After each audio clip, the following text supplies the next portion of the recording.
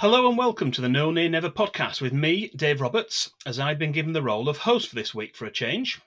With no game to preview, we're taking the opportunity afforded to us by the international break to do something a little bit different for this episode, and that's why I'm joined by a very special guest.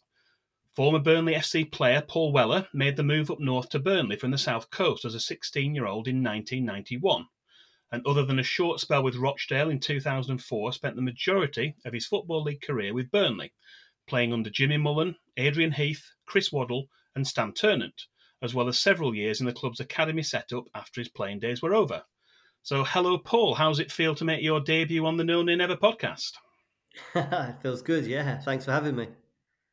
Yeah, it's great to have you on. Our listeners may or may not be aware that your biography, entitled Not Such a Bad Life, Burnley, Gaza, Righty, Waddle and Me, is due to be released on the 12th of April and will be available in plenty of bricks and mortar bookstores as they begin to reopen, as well as from a wide range of online retailers too. And you've teamed up with prolific Burnley FC author Dave Thomas to tell your life story to date, including a footballing career which was spent almost entirely at Burnley. So, Paul, perhaps you can tell us how the idea for the book came about and how you first got in contact with Dave Thomas. I used to see Dave every year on holiday. We used to go to the same place in Tenerife, and we used to get talking around the pool every year about what's happening and what's going on. And he'd talk about what books he was up to. And he just used to say to me, look, you were there for most of the 90s, barring 1 year. He said, we should do a book on the 90s and what it was all about, what was behind the scenes and what it was like to be a player and coming through the ranks at Burnley. So for many years, we sort of just talked about it. He had other books in the pipeline. And eventually we just got together and said, yeah, let's give this a go. And it just went from there, really. And if people don't know, Dave Thomas is a former headmaster. Unlike most of us, he's taken his passion for Burnley Football Club and turned it into a literary dynasty, literally, with over 20 titles already before this one. And there's plenty more in the pipeline, I believe. He's collaborated previously with the likes of Jimmy McElroy, Jimmy Adamson, Willie Irvin, Paul Fletcher and Roger Eli. And this is just the latest to make it to print. Who decided on the title of the book? I'll be honest with you, I'm not sure. I'm not sure if it was Dave or the publishers. I'm not very good with those sort of things, with pictures, with wordings and that. I let the experts crack on and they come back and said, what do you think? And I just said, yeah, it looks good to me. So, I done my little bit, but I'll let them take the credit or the not credit for that. It wasn't you. 'Cause it sounds like something you would say. That's kind of. Is it come out of the words that you put together? It sounds like a Paul Weller phrase to me. Possibly. Again, I'd have to read the book again. My memory's awful, but I guess it's right. It wasn't such a bad life. It was 12 and a half unbelievable years at a great football club, roller coaster. But it was just I've lived the dream, if you will. You can talk about regrets. You can talk about could you have played higher, blah blah blah. But at the end of the day, I had 12 and a half wonderful years of learning to play the game that most boys and girls now want to do. So it wasn't such a bad life. Living the dream, yeah, definitely. So going back to your youth, I'm right in saying that you're a Brighton lad. You grew up in Brighton. Your parents always come from that area.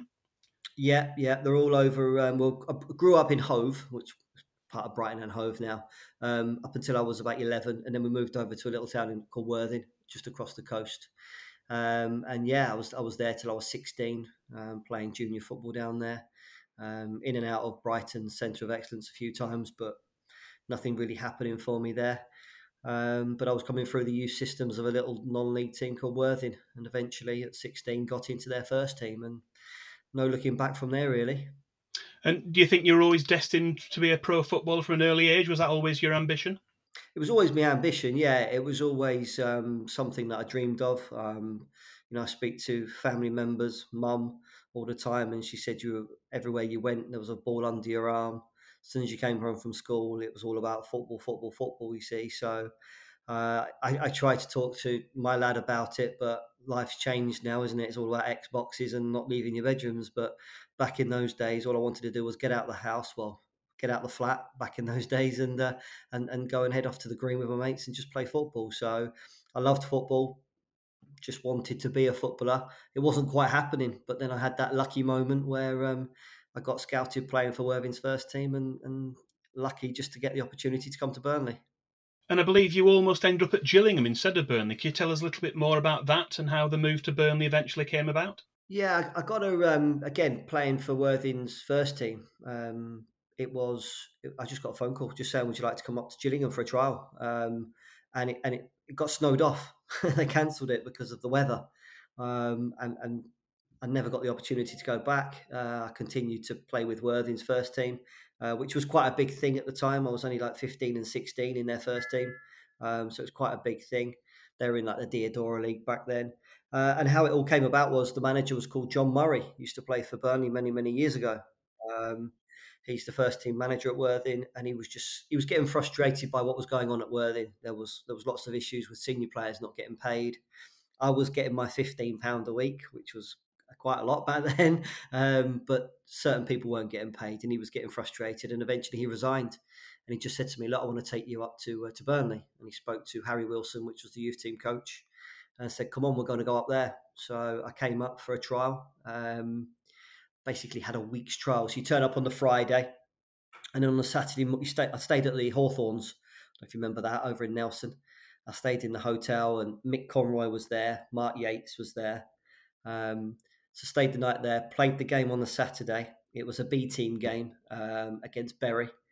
And it was all about go on and play and see how you get on. I played centre midfield. I scored a goal from centre midfield, 1-0 up. With about 10 minutes to go, I got clattered. I got a dead leg, so I came off with 10 minutes to go. They equalised, so that made it look even better on my part. And that was it. After just one game, Harry Wilson had seen enough. He said, "Yeah, I want you to come and do a 2-year apprenticeship." So it all went from there, really. So you moved up basically as a 16-year-old. It must have been quite an upheaval at that age, moving such a distance away from home. It was huge. It was huge when you look back. Very very naive upbringing. Got brought up in a flat on the seaside in Hove, thinking not a lot happens north of London, and then all of a sudden, that long journey up was, wow, we are quite a way away from home. It was a big thing, but it was something I'm glad we did. It was a strange time as well, because when I came on the week's trial, the manager was Frank Casper. When I went home, they said, "You got to go home for a week and come back next week with all your stuff." And when I came back, Frank had gone and Jimmy Mullen was the manager. So it was that moment then that Jimmy took over, and they went on that fantastic run, got promotion that year. So I take all the credit for being the lucky omen. I keep telling Jimmy Mullen that for years. So, what were your first impressions of Burnley, both as a football club and also Burnley the town? Well, as a football club, it's huge. I was like, wow, this is big. You come to Turf Moor at 16 years old, thinking a fourth division club like this is a big club. They're big crowds. So the first impressions of the club was massive. First impressions of the town were a little bit different. I come from the sunny seaside. Yeah, I was brought up in a block of flats, but it was still nice. And my digs was just on the outskirts of Stoops Estate. So yeah, my first impressions weren't the greatest, but once you get to know the people, once you get to know the surroundings, it was fantastic. I had many a digs when I was my first 3 or 4 years. I moved around digs 3 or 4 times, got to see different parts of the town, different people, and it was good. I couldn't have wished for anything different, really. It was brilliant, my upbringing and as an apprentice. Two fantastic youth coaches. Pleasure of having Harry Wilson, who gave me the opportunity as my first year apprentice, and then Terry Pashley came in as the youth coach when I was a second year. And Pash was brilliant, completely different to Harry. Harry was a bit of um, an old-fashioned Stan Turner and Jimmy Mullen sort of manager, but he still got the best out of us. But Terry Pashley was just a great coach, probably the best coach I've ever worked with. And in terms of your time at Burnley, those first formative years, you mentioned about a 2-year apprenticeship. Who were your best mates at Burnley during that time? Who were the other players coming through with you at that time? And did anyone else from that era make it through? Well, yeah, our youth team of my age was John Mullen and Chris Brass. So there was the three of us. Nobody else in the year above when I was a first year ever made it. Below, oh well, there was Wayne Dow. Dowley played a few games for the first team before he went off and become a fireman. But the year below us, so when I was a second year in the youth team, the first year we had Paul Smith. He was in and around it as well. And there's a few other good players. But yeah, John Mullen had the better career, didn't he? Went on to Sunderland for a short period, then came back to Burnley. Brassy stayed at Burnley for quite a few years. So me and Brassy were quite close. We were good friends. He was an usher at my wedding. I was usher at his wedding. And then I think after that, my best buddy was Andy Cook for many, many years. When Jimmy Mullen signed him, I left me digs. We ended up moving in and sharing a house together, and he was my best mucker and someone that I still speak to on a weekly occurrence. Yeah, I mean, those times, the early 90s, it was a period of regeneration for Burnley Football Club, on and off the pitch. And I believe that you were one of the thousands who went to Bootham Crescent in York for Burnley's famous win there, which sealed promotion. What were your memories of that season, obviously from the sidelines as a youth team player, and also of that night at York? Yeah, I love that season. It was an unbelievable season to come into because the unbelievable run that they went on. I can't remember what it was exactly. Was it 16 wins on the trot or something crazy like that? They were just rolling over, steamrolling teams all the time, flying at the top of the league. There was massive games. The crowds were huge. And it was entertaining football, really good to watch football. They had a brand and they had players that I've always loved. And I've always loved that about the 90s Burnley. If I look back at the 90s Burnley, Jimmy Mullen, for me, always had great wingers. He had players that were good on the eye. Back then, Stevie Harper, I don't know if people remember those tricky little wingers they had. Robbie Painter came in. There's always players that were good to watch and learn from. And when they moved on and we climbed the leagues, we then had Ted McMinn, we then had David Ayres. We always had tricky wingers that could do something, and it was great. And I look back on those early years thinking it was a good education. It was also a good place to be in the dressing room because back then we were really part of the first team. Even though we were 16, 17-year-old kids, we were still really interactive with the first team. We used to go in the dressing room, you'd have a laugh and a joke with John Deary, with Roger Eli, Mick Conroy's. Mick Conroy and Yatesy used to take me into the ground in their cars, and it was, you're really a part of it.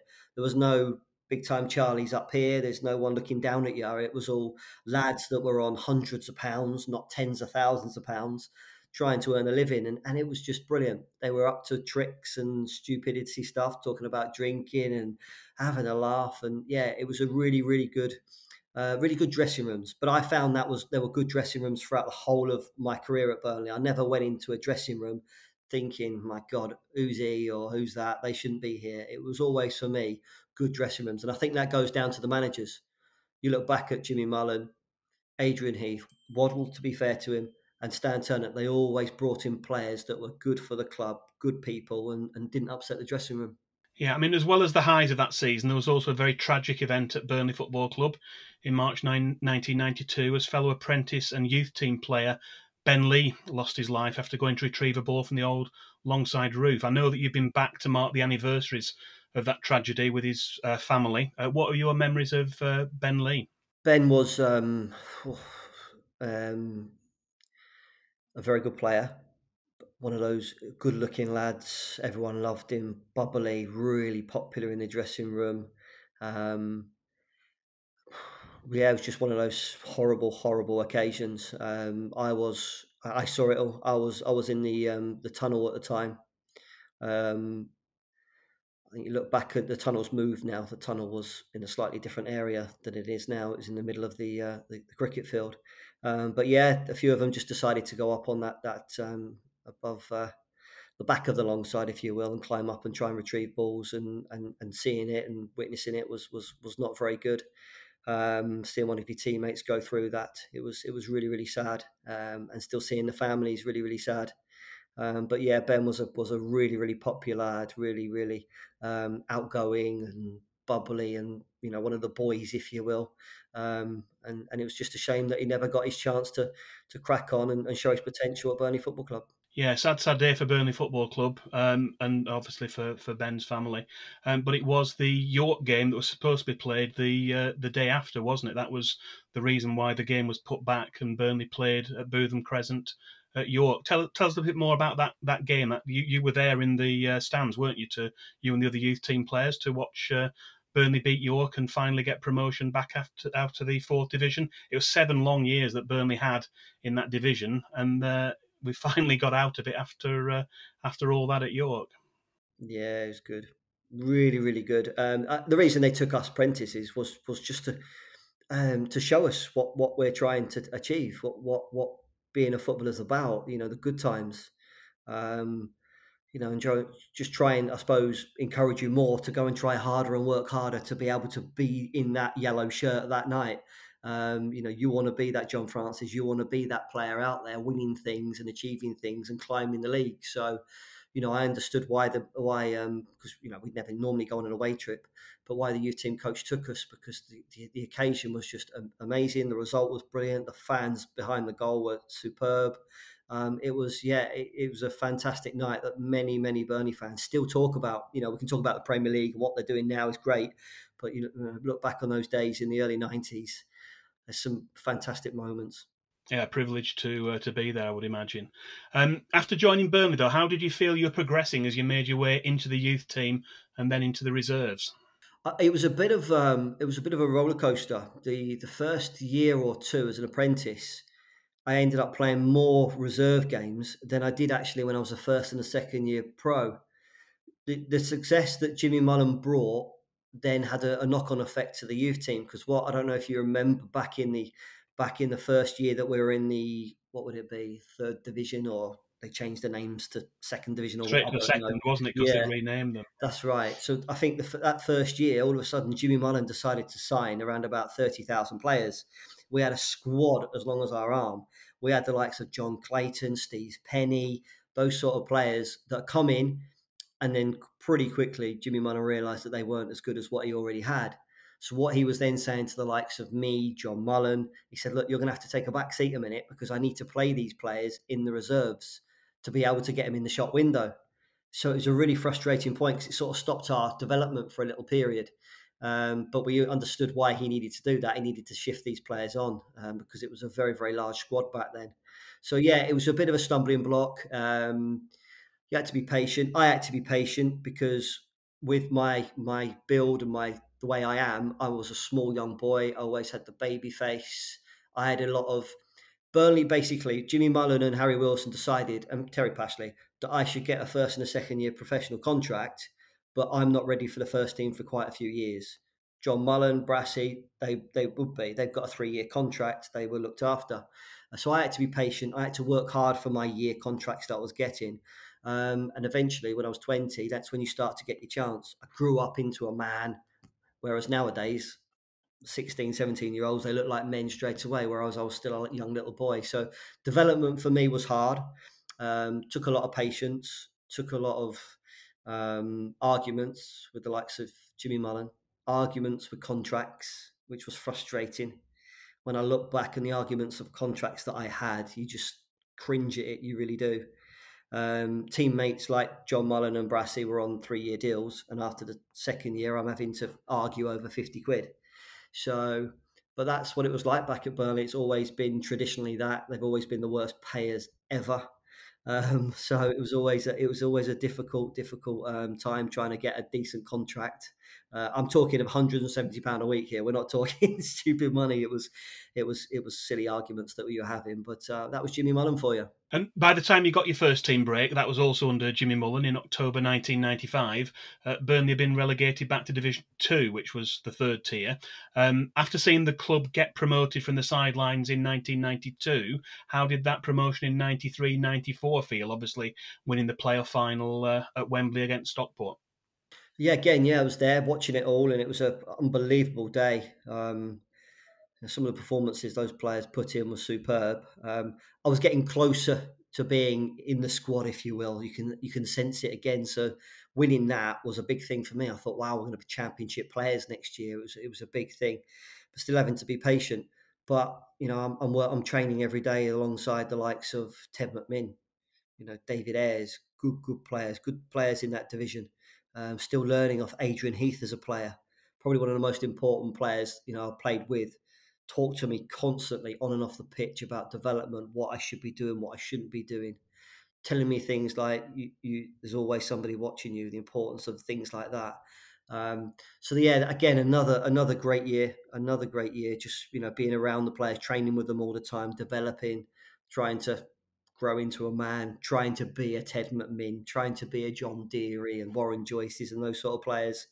But again, being patient and hopefully getting my chance. So the chance took its time, but I eventually got it. You did, and it was obviously Jimmy Mullen gave you a break, but for the following season he was replaced by someone you've already mentioned, another player manager, Adrian Heath. How did Inchy compare as a manager to what had gone before with Jimmy Mullen?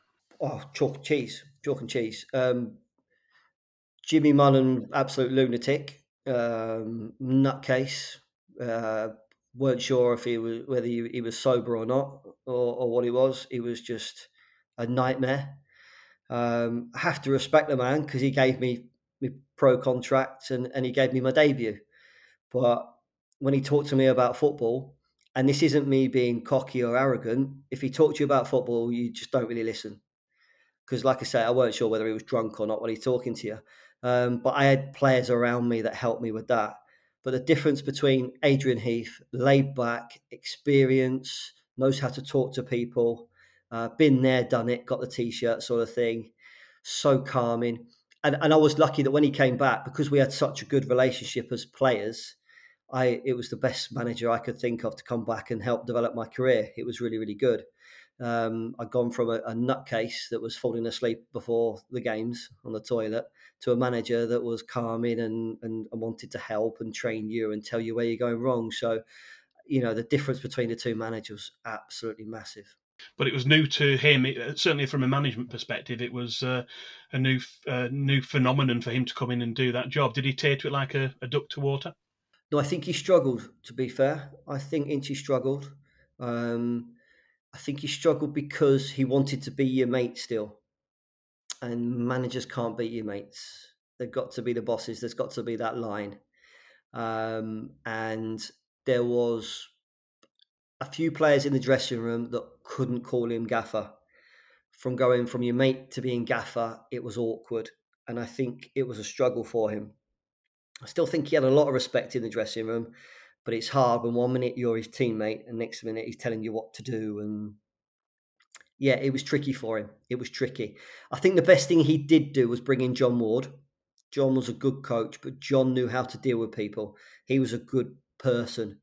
You have various pairings with managers in that you'll have good cop, bad cop. You'll have quiet ones, loud ones. You'll have all these different types of pairings, whereas they sort of kind of worked. John knew how Inchy worked, and he'd talk to you behind his back and say, look, this is what he's going to do today. Just don't react, blah, blah, blah. And they were really good. They were really good. I think there was a lot said that when Inchy went, when John Ward went, a lot blamed that for us not getting in the playoffs that year. And I kind of didn't really agree with it. Whether it was me being naive as a young lad, I just thought, well, we've not changed the team. We've not changed the training. We've not changed anything. Colin Harvey came in and he was different, but we didn't do anything different. But yeah, going back to Adrian Heath, it was, for me at the time, I thought he was fantastic. I was absolutely gutted that he left. I think he's got regrets. I don't know if you spoke to him or heard anything about him. I think he's been on to say that he shouldn't have left. He went back to Everton, Yeah, I've read that. former club. Yeah. Yeah, he shouldn't have left. It was a big mistake. But yeah, when I was on holiday and heard that he left, I was pretty gutted. So, as you say, Adrian Heath at the end of the 1996-97 was on his way, went to Everton to rejoin Howard Kendall, and you had another player manager at the club, and I'm guessing that Chris Waddle was slightly different in his approach to Adrian Heath. Yeah, Chris Waddle gets announced, and I'm over the moon. I'm a Tottenham fan. I'm thinking, wow, he's a legend. England, Marseille, Tottenham. Wow, what's all this about? This is brilliant. But from day one, lost the dressing room. Lost the dressing room day one. Stupidly came in and decided to not. I wouldn't say it's him. I'd say it's Glenn Roeder. Got to be careful with Glenn, obviously. Glenn came in and on the first day, they decided to run the socks off us. And it's the hardest session I've ever done in my life. And what they did is that in the morning, we'd already done a session with Clive Middlemass. He was the caretaker manager. We'd done a really, really hard session in pre-season. And we took our gear off and it was drenched, our gear. You have to put it back in your bag. You go and wash your gear. You don't get someone washing it for you or anything like that. We put it on the floor, and Clive came in and said, the manager's been announced. It's Chris Waddle. He's coming in. He'll be down in 10 minutes. So they walked in and they both said to us, get your kit back on. We're going back out. Well, some of the senior players were like, oh my God, they're holding up their kit. It's like they're wringing it out. It was that bad. So they got the kit back on, and we went down the bottom of the pitches again at Gawthorpe. And like I say, they put us through the ringer where players were being sick. There was the whinging and moaning like I've never heard. And they didn't need to do that. It was like they were proving a point. I don't know, but it upset so many senior players that, yeah, for me, that day one, that was a bit of a silly move. And it was a difficult season, obviously, that ended well in the end. Burnley managed to survive at the end, home win against Plymouth on the last day to stay up. Were you expecting Chris Waddle to continue after that? Because it was a little bit of a surprise when he left, wasn't it, at the end of that season? Well, yeah, I was. Yeah, I was kind of surprised because he turned it right around. He'd gone through so much emotions of first game of the season, me and Glenn not even being in the squad. Glenn obviously taking until Christmas before he got in. And it was a really, really difficult dressing room. It was difficult all the way up to Christmas where it was messy. It was messy. The games were messy. Training was messy. We'd get beat 5-0 and we'd have 2 or 3 days off. It was crazy. But he got it together. After Christmas, he got it together. We got it together. And you look at our form from Christmas onwards, it was unbelievable form. Whether I know Glenn takes a lot of credit for it, but Pate's coming in and getting a 4-4-2 system that we worked on between Christmas and the end of the season, it worked. We beat the likes of Fulham, your Bristol Cities, we beat all those top teams.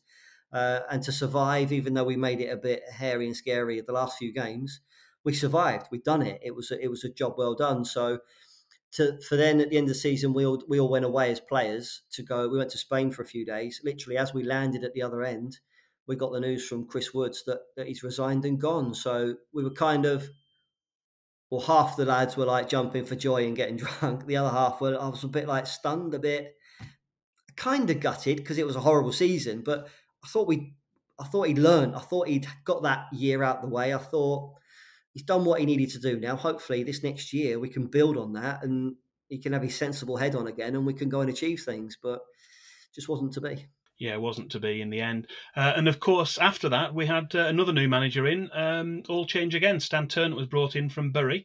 And I'm guessing we've gone through the different managers and the way that they were. I'm guessing Stan was a different prospect altogether. Yeah, Stan was a mixture of all of them and more, I think. That's the best way to sum up Stan. Stan's just Stan. Stan. Stan. He is. Yeah. How do you tell people what Stan's like until you actually experience him? Roller coaster, arguments galore, fights and nose to nose, transfer list, good moments. Come and visit you in hospital. He'd fight anybody for you. He'd look after you. He'd beat you up the next day if he could. It was just everything with Stan. It really was. It was just I can't say how good and bad it was. It was just up and down. But it goes to show how many people still see him, how many people stay in contact with him, because he's a great bloke. Like I say, he'd have your back all the time. And the best thing about him was that no matter how many arguments and barneys you had with him, you stick up for yourself, you'd have a proper ruck with him. Next day, it was forgotten. Next day, come on, back at it. Let's get back on the training ground, back at the game, whatever it may be. And there was no grudges. And I think that's a special man to do that. I think once you argue with someone, you never sort of forget, do you? But he didn't. He used to just crack on, and it was good. It was good. He had a difficult time because obviously when he came in after the Waddle fiasco, straight away he's openly said, "There's too many players here that aren't good enough. There's a cancer in the club, blah blah blah." And he had that first year, he had some major surgery to do, big changes. He was under a lot of pressure that first year, but the board stuck with him. He stuck with his philosophy and got us where we needed to get to. Yeah, and that was a difficult time for you as well because you were out of contract, I think. You spent the pre-season at West Ham. You'd played a couple of pre-season games for them. Tell us how that came about. Yeah, he's started. Well, I was going through the tummy problems. That didn't help. But basically, under the Waddle year, at New Year's Eve, that during that season, basically we were in a hotel, and I just said to Cookie, I said, look, I'm bleeding. And he said, oh, that's not good. So gradually, as the season went on, I just started to bleed a bit more and a bit more, and issues just got gradually worse. Diagnosed with colitis. Colitis is a stress-related illness, they say. We're bottom of the league. I'm out of contract in a few months. I've got a mortgage. I don't know. Is it because, am I stressed because of what that season did to me? Who knows? But then I'm out of contract at the end of the year. As soon as the season finished, straight into hospital for 2 weeks to get myself sorted. But I'm in a dilemma. Chris Waddle had offered me a 3-year contract. I've never had a 3-year contract at Burnley. He's openly said to me, it's not a great one. Well, compared to what I was on, it was pretty good. But he just said, I don't expect you'll sign it. And then I never saw him again. But then I was getting phone calls. I was getting phone calls from other clubs. You're a free agent. I was still under the Bosman, under the age, so I couldn't just walk away from the club. So there's still going to be some sort of tribunal of some sort. But Harry Redknapp just said to me, come down and train with us, do a bit of pre-season with us and see what you think. Now, in amongst all that, I'm in hospital again. I'm on steroids. I've got the moon face. I've got spots all over my forehead. I'm not in a great place. Stan gets the job at Burnley. Stan rings me and says, right, come on, I'll offer you an extra 50 quid. 50 quid again. Flipping hell, 50 quids.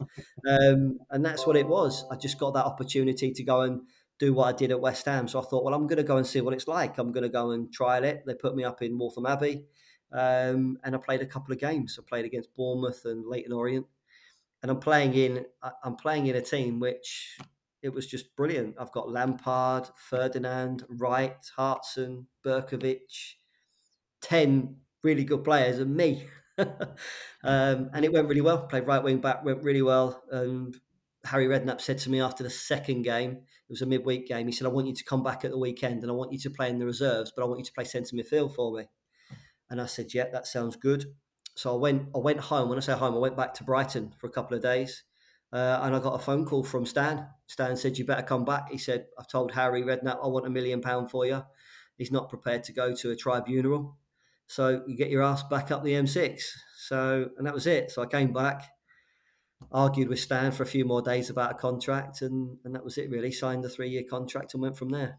Yeah, and you mentioned you signed the contract and then the health problems. You probably missed pretty much all of the rest of that season and pretty much all of the following season. What was your battle back from that? What was the process that you had to go through to get yourself fit again to play football? Because it wasn't easy. It'd be difficult for anyone, but for a professional athlete, even more so. Yeah, it was difficult. And I think that the difficult bit was I was still quite young.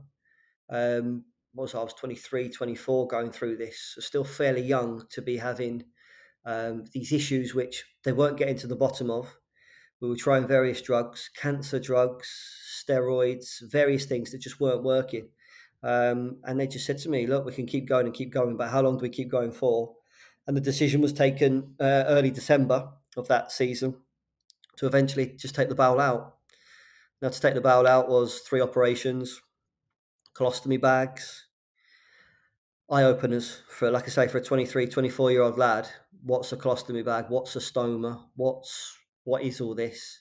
And you don't realise till you wake up in intensive care with your stomach hanging out of you, if you will. So it was a big learning curve, big challenge mentally for quite a few months, just to sit on my bum, just staring at a colostomy bag, thinking, is this going to be all right at the end of it? I had a great surgeon, Mr. Sandilands at Burnley General, brilliant, lovely guy. Supported me through it. Club supported me through it, as in Stan. Stan was there all the time, visiting me, whether it's home or in the hospital. Players coming to see me. Players stealing me out of hospital. Got into trouble a few times from the nurses, taking me off to turf to watch a few games and stuff like that. Took me to a Chinese, Cookie and Glenn. But it was good. I had good support. I had the option to go private, to go off to somewhere like Gisborne or somewhere like that. But I wanted to stay at Burnley General because I wanted to be local. I wanted people to come and visit me and see me and be a part of it. So, and I'm glad I did, because the nurses and the care there was superb. But yeah, it was a challenge. That was a real challenge that first year. Got my last operation in April. got declared fit, if you will, as in tummy's okay, it's working, it's doing what it should do. Go and have a few months break and come back for pre-season. And I came back for pre-season. Lots of changes at the club, squad numbers, for example, and new players that I hadn't seen before. So it was a challenge because I wasn't, me. I'm not the biggest player in the world. I've not got thighs like Steve Davis, but what I did have, I'd lost. And Stan told me, he said, you've got a lot of work to do. He said, you've got so much leg work. Because he used to come into hospital and used to laugh at me and say, you need to do some leg weights on the end of your bed. And I said, I can't. You burst all my stitches in my tummy. And we used to have a laugh about that. But yeah, that second season, my first year back, if you will, after the tummy, was difficult because I thought I was fit and Stan was telling me I wasn't. And I thought I knew more than Stan. And obviously I didn't. And we had many, many arguments. I'd get a bit of a carrot, I'd get in, and then I wouldn't get in. And I was in and out quite a bit, and it wasn't quite working. Until January. We got to January. The team's obviously doing fairly well, flittering around the old playoff places and that. And we had a big argument, massive argument. We lost somewhere, and I can't remember what it was about. But we had a massive, massive argument. And he said, well, get yourself on the transfer list. So I spat me dummy out. I said, yeah, whatever. Get myself on the transfer list. Give it that. So I thought, well, if I'm leaving and I need to get away, I need to get myself right. And my knee was playing up again. I'd already had it operated under the Waddle era, but I needed to get the cartilage done again, trimmed again. So I thought, well, I'll go and get that done. So this was end of January. And they said, take your time, get yourself fit, do weights on it, get your legs built right up. And I came back in March to join in with the first team training. Now, again, I don't know if you've been down to Gawthorpe, but back then in April, February, March time, it's like a bog down there. It's really, really heavy. Yeah. Players have gone through a hard season as it is. So training's tiring. It's hard work. Well, me, I've come back. I'm like Zebedee. I'm bouncing about. I'm fresh. I'm ready to go sort of thing. I'd had a break. I'm ready to go. So in training, I was sort of like quite lively, standing out. Well, anyway, the team sheet goes up for Oxford, goes up a few days before because we're travelling. And then everyone's like, well, you're on it. And I'm like, yeah, good one, good one. So I walk down the corridor and there I am, I'm on it. I'm at the bottom and I'm like, what's going on here? And I'm like, I think he's doing this to annoy me, isn't he? He's taking me to Oxford to annoy me. I'm like 20th man or something like that. But anyway, we get down there and I'm named on the bench. And I'm thinking, what's going on? I'm on the transfer list. He hasn't spoke to me in weeks. And I just thought this was mad. So anyway, laughing and joking, sat on the bench with Righty, and Righty being Righty, we'll get on because we'd gone one down, we'll get on and we'll save the day. And I went, yeah. I just getting on, we'll be happy. But yeah, sounds good. And he just said, you run down the line. He said, cross it and I'll head it in. And I went, yeah, sounds good. Yeah. Well, anyway, Gaffer says, come on, you're going on. And I'm thinking, wow, this is out of the blue. Where's this coming from? Well, anyway, I don't know if you remember the game, but I do. I run down the right wing and I cross it, and Steve Davis is on the edge of the area and he volleys it in. He hooks it in, and everyone says, great ball, Walla. Well, I got it wrong. I was aiming for righty. But anyway, Steve Davis keeps telling me it was a great ball. 1-1. So we're like, wow, this is brilliant. Well, the rest is history, isn't it? Righty runs into the corner. He crosses it. I head it in. And well, it was just unbelievable. We're just laughing and joking about that for weeks and weeks, me and Righty. I even went to a sportsman's dinner that he done, and he actually mentioned it over the tannoy. He said it was supposed to be the other way around, but it was a strange comeback because all of a sudden the press conference afterwards was about, oh, you've decided to come off the transfer list, and I was like, yeah, but it was Stan's mind games. Stan's mind games because I played that game and I didn't get involved in any more after that. So it was a bit of a weird one, but he told me in Portugal that year, once we got promotion, he came up to me in Portugal. He'd had a couple of beers, nothing stupid. And he just said to me, he said, next year's your year. He said, championship football is you. It's all about you. You'll be all right. So me, like, yeah, whatever. Yeah, all right. I've heard that one before. And it was, to be fair to him. He was brilliant in pre-season. He helped me through it all, encouraged, and went on and played, I think, 42 league games that year. It was something brilliant. So, yeah, it's a roller coaster comeback, but having the right man there helped. Having the Barneys with Stan, keeping your feet on the floor, telling you you're not right, and you think you know more at that younger age. But he was right, unfortunately, old Stan. Yeah, I mean that season back in the second tier, it was very different to what happened in the 90s. Burnley went up in 93, 94, came straight back down, struggled a little bit. This time, Burnley went up, and basically 2 seasons we were right up there. The first season we found struggled to find our feet. I think it's fair to say to begin with, but we still finished seventh, and that's the season you talked about. That was perhaps your best season, would you say, 2000, 2001? Yeah, I think so. I think it was a really good season for me. Played right wing back. Didn't really enjoy that position, but it sort of worked in that system. Played a lot of games. I got a few trophies at the end of it as well, so that was really nice. So yeah, I'd say that was a very good season considering where I'd come from. Important season. I think the seasons afterwards, I had more enjoyable seasons in that I moved into centre midfield, more involved, enjoyable position for me. But that year was a great year. It really was. I think we're top of the league at one point, weren't we? Was that year or was that the year after? That was the following year, wasn't it? I That was mean, the you were following year. Player of the Year in, well, you will probably won most of the Player of the Year awards in 2000, 2001. The following season, 2001, 2002, if anything, was better. Certainly the first half of the season, we had a really good run, particularly away wins. We tended to win 3-2 away from home. We had some really good wins. We were top at Christmas, and then it kind of all went a little Yeah. bit downhill in the second half. I don't think the signing of Gaza made quite the same impact that Ian Wright did when he came in a couple of seasons before, did it? No, no, no. It didn't quite work at all for Gaza. Yeah, that's the season where we went to Man City and got walloped, didn't we, at Main Road? Is that one? Yeah, Is that when we got 5-1. beat from Glenn Yeah, missed the penalty? Was it? Yeah, and I got the blame yeah. for that.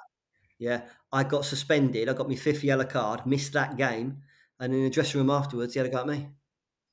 And I'm like, well, hold a minute. Glenn's missed a penalty, and I'm getting the blame. What's going on here? So, but that was Stan for you. But yeah, that was a. Is that the season again? Is that in January? Is that when we signed Robbie in January? Yeah, it would have been. Yeah, Yeah, yeah, that's right. Because we blamed Robbie. We were doing well until he came. We signed him, and he was. Did he? He had a hernia. He was having a nightmare period. What a yeah. It player wasn't right to he really begin with, was. was he? Yeah, if we'd have got Robbie Blake on song, because we all know what he did, what he went on to do at Burnley, and the player that he was. But if we had Robbie fit then when he came, we'd have got promoted. Definitely would have got promoted. I know Gaza was a bit of a disaster. It was it was great PR wise, wasn't it? And selling shirts and doing all that side of it. But it just didn't work out for Gaza. And again, Tottenham fan, absolute legend of football, isn't he? Gaza, one of the best English players we've had in decades. To see him like he was, to see him not have what he used to have on the football pitch. We saw glimpses in training. He'd do some things in training. You'd sit there and go, "Wow," But there was so many times he got caught in possession, and the Sheffield United game, they're just not at the races. He just wasn't up to the speed of where we were. Championship football was a lot faster and furious. Um, and it was a shame to see him in the way that he was. But we had good laughs with him. We had some good laughs. We had some stupid pranks with him. He was funny. He was up to stupid stuff all the time. We cut up all his clothes when he first came, like you do, and welcomed him to the club. His retaliation was by making a massive pot of tea for all the lads and saying thank you.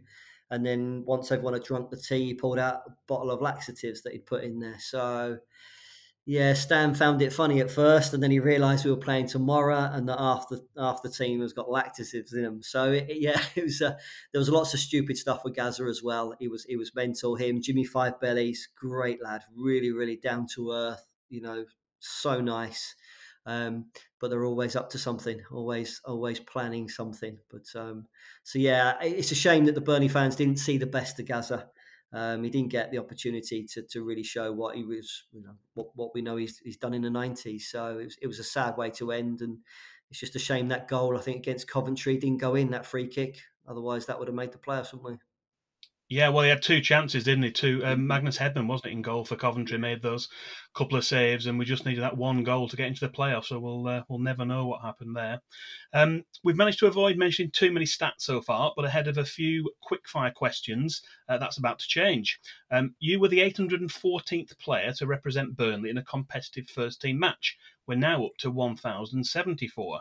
In 288 appearances, including 252 league games, you scored 13 goals, but which one was your favourite? Oh, I think my favourite's Wimbledon at home. think that's my favourite because it was the first home game We of won that 1-0, season. didn't Yes. We won the 1-0. They're a former Premier League team. We're back in the Championship, first home game. It just, the whole occasion and everything about it meant a lot. I think that's probably my favourite. I like technically my Oldham one, but I think that's probably my favourite just because of the moment and everything about it. Being at home fans. You said that Oldham place was packed at Oldham as well, but the home fans, I definitely say the Wimbledon game. Okay, who's the most difficult opponent you played against? People might laugh at this, but I played in an A-team game many years ago against Everton. And the A-team games used to be very, very good. You used to play against some we used to, in our league, was top teams. And we played Everton this away one Saturday morning. And I don't know if you remember him, Gary Ablett.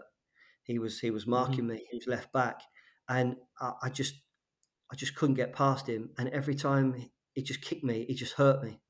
It's one of those games that as a young lad learning football, I wanted to walk off the pitch nearly in tears. He just seemed to boot me and hurt me every time.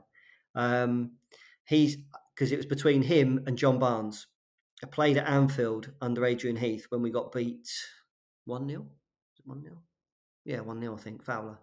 And my job that day was to mark John Barnes. Brassy was marking McManaman, running all over the place, and I had John Barnes. Well, John Barnes he looked like he was a few stone overweight, and I'm thinking, I've got the easiest job here. I couldn't get near him. Every time I went to go near him to tackle him or nick the ball off him, the ball had gone. It had gone. Ping, ping, gone. And it was just, you're just watching in awe. So two players, one that kicked the holy hell out of me, and I mean hurt me. Don't get me wrong. I've been in battles with Kevin Balls and all this lot and training, and they could hurt you. But it's Ablett. He was a different animal. But then you got the other side of someone that was horrible to play against in John Barnes. What a player! He just brilliant. Okay, and who was the biggest influence, would you say, on your football career? You mentioned quite a few names already. Who would you single out as the one who's had the biggest influence on you? There's so many. There's so many to talk about in that they've helped me in different ways than throughout the years. Because for me, you're always learning. You're always learning in football. You can look back and say, well, Harry Wilson and Terry Pashley were superb for me. And then the early years of people like Jamie Hoyland, Adrian Heath, David Ayres. I used to go and stay at David Ayres' house and used to educate me and talk to me about football all the time. He used to take me to Everton games to try and educate me on football at Everton. Um, I suppose the person that educated me and helped me along more than anybody has got to be Stan Turner. He helped me through difficult times. He taught me a different side of the game in that when you cross the white line, it's war. It's not all about football. It's not all about someone doing a Cruyff turn or a pretty little trick or anything like that. He taught me the different side of football. So I'll probably say I learned a lot under Stan. Not all good. You learn bad things as well. But I'd probably have to go as far as saying Stan's the one that's helped me the most. And we've mentioned already that you get to see Burnley play quite a bit these days. You're co-commentator for Radio Lancashire. Who's your favourite player from the current Burnley squad? Got me on that one. Got me. I've got so much admiration for quite a few of the players. I'm always one of these that I love flair players. I got brought up supporting Tottenham, so I'm a Ginola, I'm a Gaza, I'm a Glenn Little, Ted McMinn, those sort of players that get you on the edge of your seats. I don't think Burnley have got that at the moment, but what they've got is they've got different characters in that dressing room. The pride that they have in defending and working as a team and working as a big unit, I think is unbelievable. The way Taki and Ben Mee work together and pairing is unreal. And the way they've got Charlie Taylor to work with them in unison and be as determined to not let a goal in and defend like when he first came, he was all over the place, and they have brought him into their little group. Even Lampton's pulling his weight big time.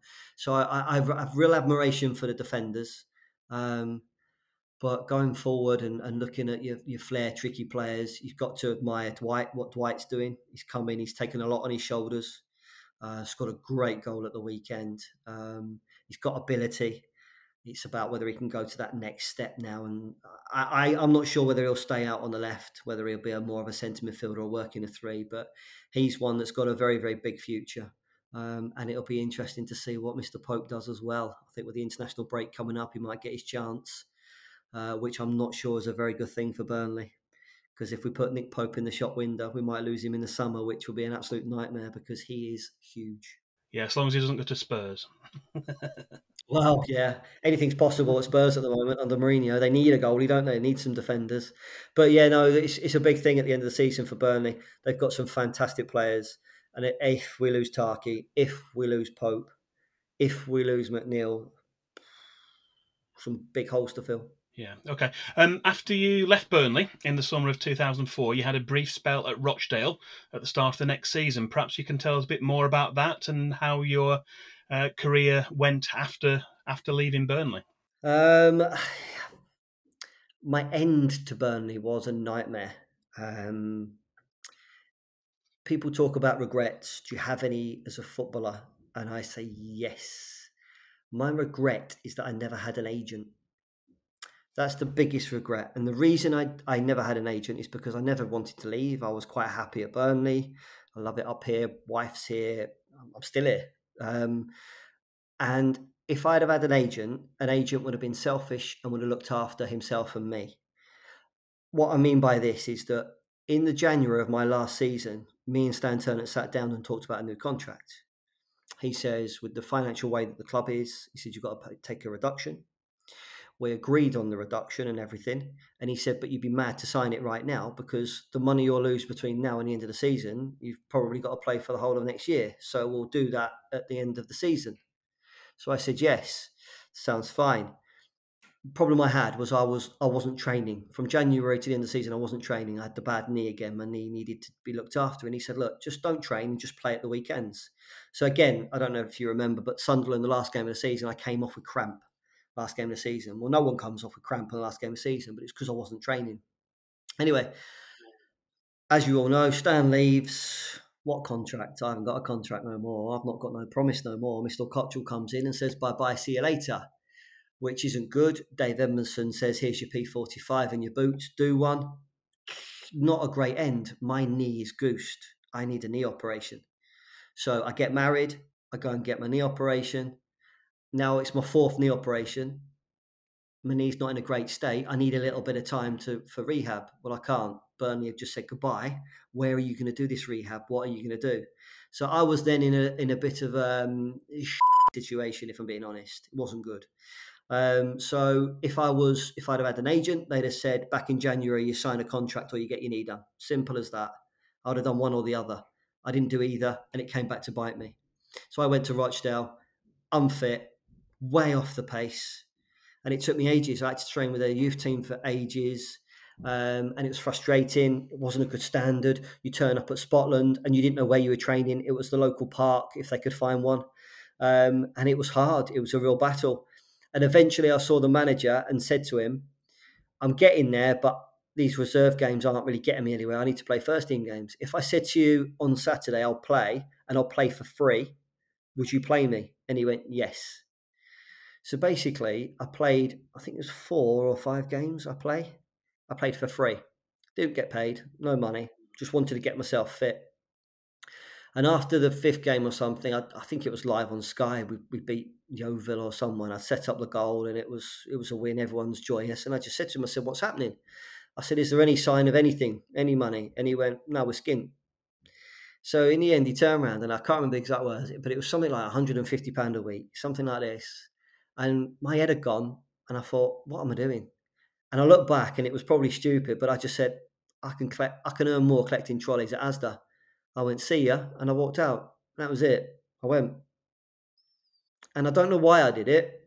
I'm not sure if I thought they were just taking the mickey. I don't know what I was doing.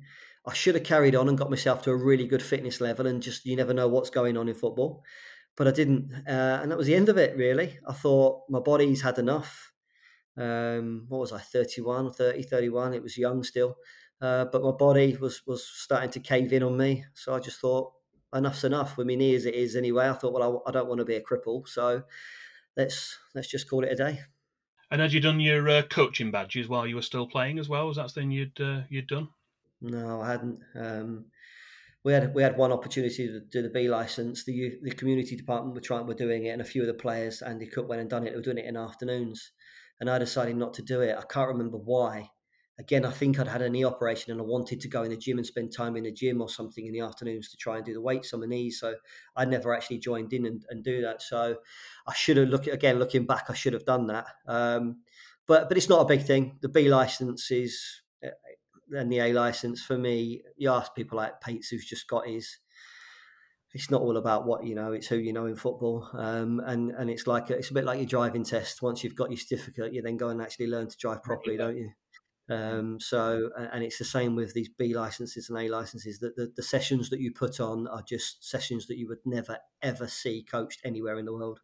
Because then, obviously, after that, you ended up at the academy at Burnley, didn't you? You did several years there, and then also moved on after that, and you ended up at Bury for several years as well. I did, yeah. I was working in the community side of it, doing a few hours in schools and holiday courses for my mate who ran the community, Dean Ramsdale. I'd done that for him. And while I was around the place, Vince used to come in quite a bit. Vince Overson was in charge of the Centre of Excellence. And Vince just said, "Come on in, let's get you involved." I still wind him up now. Me and Vince are like virtually best mates. He works with me on a daily basis, so we get on really well. But I think looking back at that, Vince put me with the under nines that first year, and I said to him, "You're not putting me with the under 16s because of a reason." And he said, "Why?" I said, "Because you think I'm going to nick your job, or I'm going to try and get your job or something." So he kept me at arm's length. He kept me at under nines. So I've done the under nines, and I thoroughly enjoyed it. I loved doing the under nines. It was brilliant. It's not all about tactics, offsides, none of that. It's all about fun with the ball. And I really enjoyed that first year. And I probably over-egged it a bit because he let me have them again the next year. I was on the under 10s.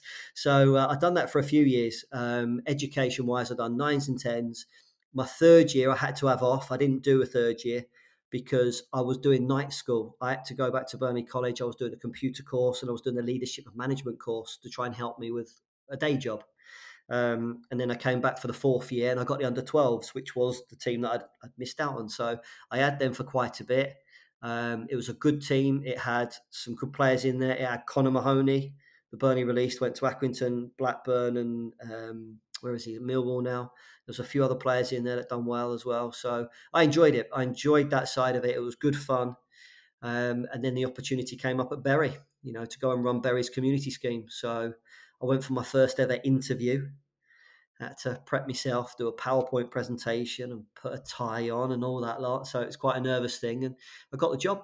I was quite proud that I got that job. And we done well. We done well there. We won after a year and a half. We won Community Club of the Year for the Northwest. And the club was all right. The club was okay. There was a good little club at the time. They were struggling financially, like Bury always do. But yeah, that was it. That was basically at Bury. They just said, do you want to take on the youth system, which I did. And the youth system just blossomed for a few years until the new owners came in and completely ruined the football club.